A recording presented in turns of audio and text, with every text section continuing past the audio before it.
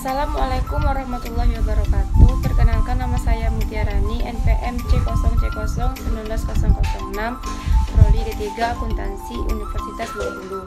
Baiklah, pada video pembelajaran saya kali ini saya akan melanjutkan materi dari bab 8 kemarin yang saya bahas pada video sebelumnya, bab 8 part 1, mengenai isu-isu tentang konsolidasi.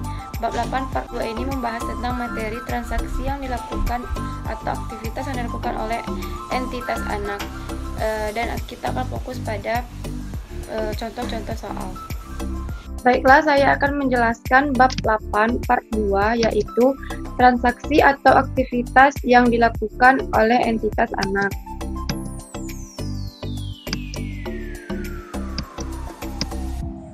Berikutnya adalah entitas anak menjual saham tambahan. Jadi entitas anak menerbitkan saham baru, tapi yang membeli bukan PT Induk. Yang membelinya adalah pihak ketiga. Maka apakah konsekuensinya? Konsekuensinya itu kepemilikan saham PT Induk berkurang. Maka nanti yang harus dilakukan adalah menghitung selisih berapa penurunan nilai investasi yang dimiliki PT Induk atas PT Anak, atas sahamnya di PT Anak.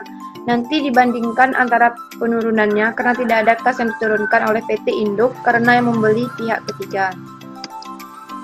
Contoh soalnya, PT Induk membeli 400.000 lembar saham dari 500.000 lembar saham beredar PT Anak pada 2 Januari 2015. Pada saat itu, PT Induk membayar 560 juta, yaitu sebesar proporsi nilai aset bersih PT Anak.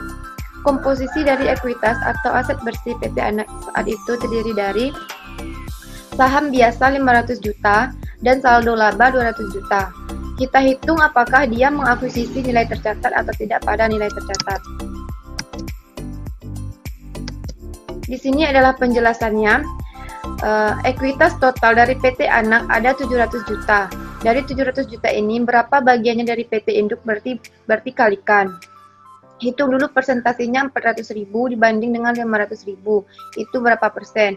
Yaitu 80%. Sekarang total ekuitas PT Anak itu 700 juta. Yang menjadi miliknya PT Induk hanya 80%. Berarti 80% dikali 500 juta berarti 560 juta. Jadi ekuitas yang PT Anak yang menjadi milik PT Induk atau yang dikuasai PT Induk itu adalah 560 juta. Bandingkan dengan imbalan yang diserahkan oleh PT Induk yaitu 60 juta juga, maka pastikan akuisisi pada 2 Januari 2015 itu adalah akuisisi pada nilai tercatat. Kemudian pada tanggal 31 Desember 2015 PT Anak menerbitkan tambahan saham baru sebanyak 125.000 lembar. Yang membelinya adalah pihak ketiga atau kepentingan non-pengendalian seharga 1.200 lembar. PT Anak melaporkan pada 31 Desember 2015 yang memperoleh laba 50 juta dan membagikan dividen 30 juta. Maka apakah dampaknya? Dampaknya di sini adalah mengakibatkan kepemilikan PT Induk itu menjadi turun 80%.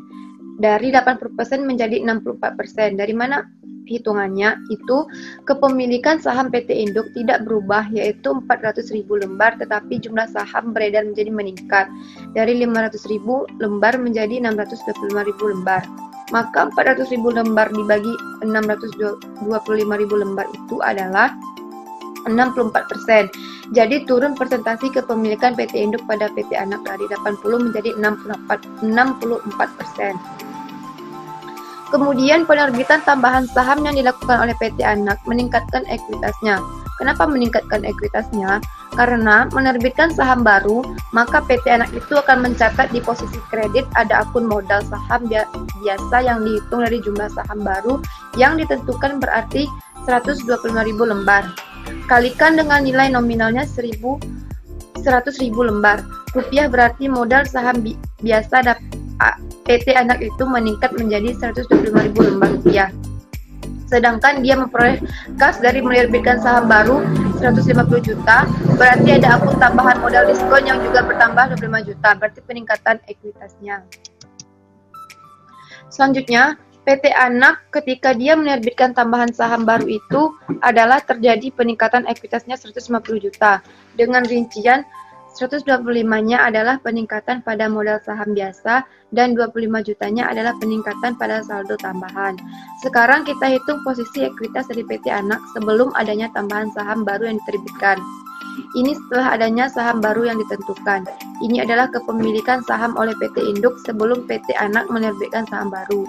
Ini setelah kalian kalikan 80% kepemilikan PT Induk kepada PT Anak sebelum penambahan saham baru ini dengan ekuitas PT Anak sebelum penambahan saham baru, maka tercatat investasinya sebesar 576 juta. Kemudian setelah PT Anak menerbitkan saham baru, maka total ekuitasnya berubah menjadi 870 juta dan kepemilikan saham yang dimiliki PT Induk berkurang 64%. Kalikan 64% itu, maka tercatat investasinya turun menjadi 556.800 juta. Terdapat selisih sebesar 19.200.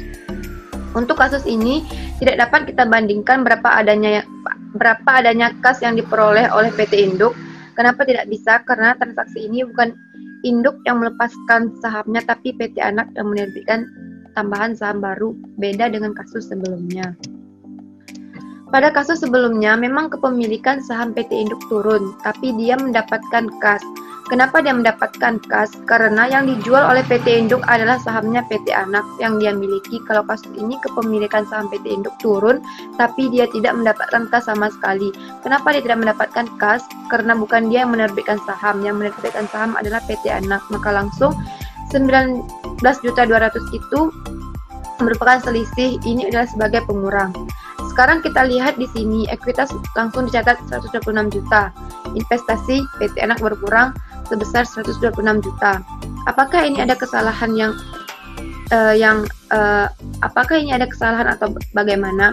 Kenapa kok investasi pada PT Anak berkurang sebesar 126 juta? Kenapa bukan sebesar 19.200? Apakah ada kesalahan di sini padahal investasinya turun bukan 126 juta? Artinya apa yang dicatat di sini terjadi kesalahan, jadi bukan 126 juta tetapi sebesar 19.200. Kenapa tidak ada kas beda dengan tadi kas yang diterima oleh PT Induk? Penjelasannya ada di sini, karena dalam kasus ini PT Induk tidak menjual saham yang dimilikinya. Tetapi dalam kasus ini PT Anaklah yang menerbitkan tambahan saham baru, jadi yang mendapatkan kas adalah PT Anak. Jadi penyusunan jurnal ini agak berbeda dari sebelum-sebelumnya. Kemudian yang dilakukan berikutnya, kita mau membuat jurnal eliminasi, tapi sebelumnya kita mau menghitung dulu berapa posisi nilai dari investasi dari PT Induk. Kemudian berapa nilai dari kepentingan non pengendali baru kita perhitungkan. Kita mulai dari masukkan dulu saldo 2 Januari 2015 dengan rasio kepemilikan 80%, 20%. Berapa nilai investasi PT Induk 560 juta, berapa kepentingan non pengendali itu sebesar 140 juta. Dari mana hitungnya? Itu dari 20% dikali dengan total ekuitas PT Anak 2 Januari 700 juta. Jadi 700 juta dikali 20%. Itu harus sama dengan saldo biasa ditambah dengan PT Anak. Kemudian PT Anak mengumumkan adanya laba bersih kepemilikan tetap masih 20. Nah, dari laba bersih yang diumumkan oleh PT Anak sebesar 50 juta itu, 40 jutanya meningkatkan nilai investasinya tadi. PT Induk pada PT Anak, berapa besarnya 80% kali laba yang diumumkan, yaitu 50 juta, berarti 80% kali 50 juta. Berarti 40 juta itu meningkatkan nilai investasinya. PT Induk kemudian 10 juta meningkatkan nilai investasi pada kepentingan non pengendali. Saldo laba itu meningkat karena ingatnya laba itu menambah saldo lama. Dividen yang dibagikan oleh PT Anak sebesar 30 juta yaitu mengurangi nilai investasi PT Induk pada PT Anak. Kenapa seperti itu? Karena dia mencatat menggunakan pencatatan investasinya menggunakan metode ekuitas. Maka penyesuaian yang dilakukan PT Induk adalah ketika dia menerima dividen dari PT Anak, dia akan mengurangi nilai investasi sebesar 24 juta 80% kali 30 juta. Kemudian yang 6 juta yang 20% dikali 24 juta itu mengurangi investasi kepemilikan kepentingan non modal. Dividen yang diberikan itu mengurangi saldo lama. Kemudian kepentingan non pengendali itu meningkat sebesar 169 juta 200 ribu. Nah, bagaimana dapatnya ini? Adanya peningkatan non pengendali, apa terjadi kesalahan atau tidak? Nah, cara ini menghitungnya dia akan melakukan waktu menerbitkan saham baru itu terjadi peningkatan ekuitas PT Anak sebesar 150 juta.